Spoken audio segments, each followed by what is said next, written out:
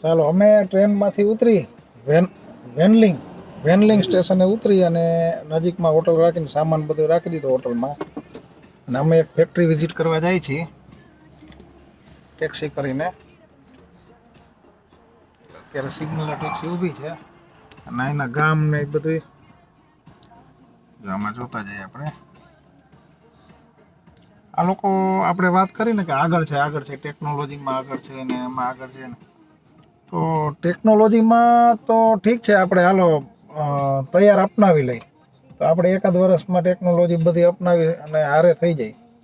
પણ મેઇન વસ્તુ છે ને ઇન્ફ્રાસ્ટ્રક્ચર આગળ છે.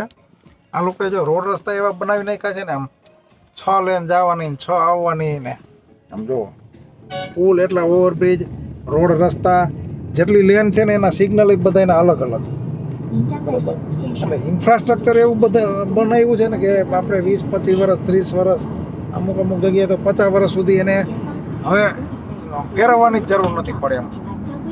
રોડ રસ્તા એવા બનાવી નાખ્યા છે કે દાયકા સુધી એમનેમ જ હાલ્યા રાખે. એટલે બધા એમ કહે છે કે હવે આ લોકોને ડેવલપમેન્ટ સરસ રીતે કરી નાખ્યું છે ને 50 વર્ષ સુધી જરૂર નથી પડે એમ. આવી આયોજન છે. એવા બ્રિજ બનાવ્યા છે કે જે બ્રિજ ઉપર 300 ની સ્પીડે જે ટ્રેન જાય છે તો એ જરાક ન આવે. હા, એટલી સ્પીડે બુલેટ ટ્રેન જતી હતી અને આ રોડ ઉપર આ બહુ હવાસોની સ્પીડે કાર જાય છે તો એ અંદર અમને કાંઈ ખબર નથી પડતી. રોદો એક નથી આવ્યો, બહુ કિલોમીટર હાલી ગયા તો. હા.